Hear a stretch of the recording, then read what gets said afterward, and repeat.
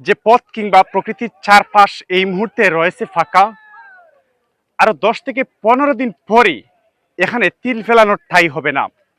দেশের 64 জেলা থেকে পর্যটন প্রেমীরা এখানে এসে সমাগম হবে এবং সবার মধ্যে হবে এক মিলন মেলা। আর এরই মধ্যে পূর্ণরূপে প্রস্তুতি নিচ্ছে জাফলংয়ের সেই ভাসমান বাজার। যে সকল দর্শনার্থীরা বা পর্যটন প্রেমীরা আসবেন তাদের জন্য উৎসব মুখর এক পরিবেশ তৈরি হবে জাফলংয়ের এই ভাসমান বাজারে। এবার পরিপূর্ণ প্রস্তুতি নিচ্ছে জাফলংয়ের সেই ভাসমান বাজার। প্রকৃতির রূপসী কন্যা জাফলং থেকে আপনাদের সবাইকে সুস্বাগত জানাচ্ছি। প্রিয় দর্শক, আমরা এই মুহূর্তে রয়েছি প্রকৃতির রূপসী কন্যা জাফলংয়ের ভাসমান বাজারে। শীত মৌসুম চলে এসেছে কিংবা শুরু হয়ে গেছে, আর এরই মধ্যে জমতে শুরু করেছে বা জমে ওঠা শুরু হচ্ছে জাফলংয়ের যে প্রকৃতির রূপসী কন্যার চারপাশের প্রাকৃতিক সৌন্দর্য এবং দর্শনার্থী যারা রয়েছেন দেশের 64 জেলা থেকে আমাদের সিলেটের জাফলংয়ে দর্শনার্থীরা বেড়াতে আসেন। আর এরই মধ্যে আমরা এসে দেখতে পাচ্ছি, আমরা এই মুহূর্তে যেখানে রয়েছি সেটি হচ্ছে সেই জাফলংয়ের ভাসমান বাজার। এই বাজারটি প্রতিদিন এই বাজারটিতে লক্ষ লক্ষ টাকার লেনদেন বা ক্রয় বিক্রয় হয়। দর্শনার্থীরা যারা 64 জেলা থেকে বেড়াতে আসেন, দেখতে আসেন, তারা যাওয়ার সময় কিছু না কিছু হলেও সিলেটের জাফলংয়ের কিছু নিয়ে যায়। তো তারা কিন্তু এই বাজার থেকে ক্রয় করে। আর কিছুদিন পরেই কিন্তু এখানে তিল ফেলানোর ঠাঁই হবে না। সকাল থেকে সন্ধ্যা কি রাত অবধি পর্যন্ত দর্শনার্থী তাদের আনাগুনা এবং জমজমাট হিসেবে এই বাজারটি ভরপুর থাকে।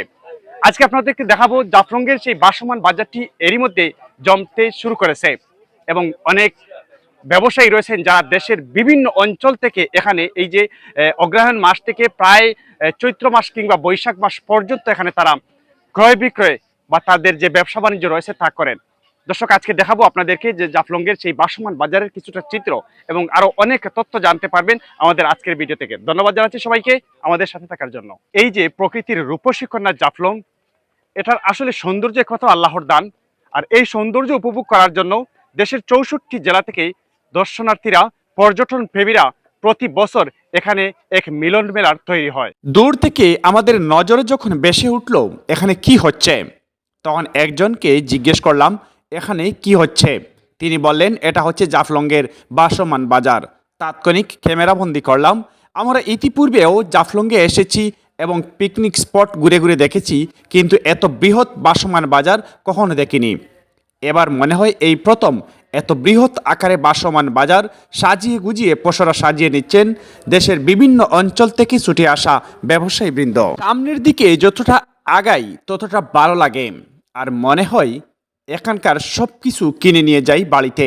আসলে তা আদৌ সম্ভব নয়। এখানে এসে একটি বিষয়ে দেখলাম অনেক ভারতীয় পণ্য পাওয়া যায়। জানি না ওই পণ্যগুলো কিভাবে আসে, তবে আমার কাছে খুব বেশি ভালো লাগছে ভারতীয় যে সকল কম্বল এখানে দেখলাম, এগুলো আসলেই বেশ আরামদায়ক এবং মানসম্মত। এবং বিভিন্ন চকলেট সামগ্রী সহ এমন কোনো পণ্য এখানে যে পাওয়া যায় না সেটা আসলে বলে বোঝাতে পারবো না।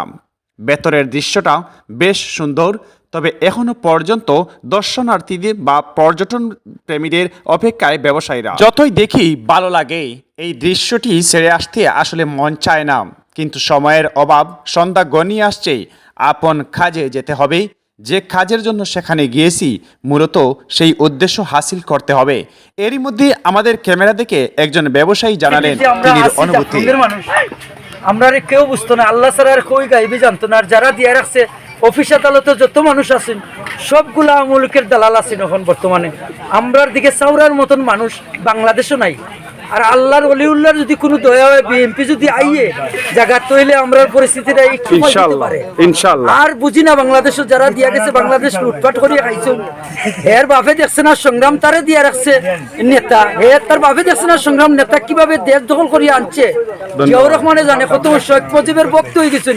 শেখ মুজিব তো আর দেশ দখল করছে না, দখল করছেন জিয়াউর রহমান ফিল্টে গুলি করছেন। তাই ঠিক আছে চাচা, ঠিক আছে।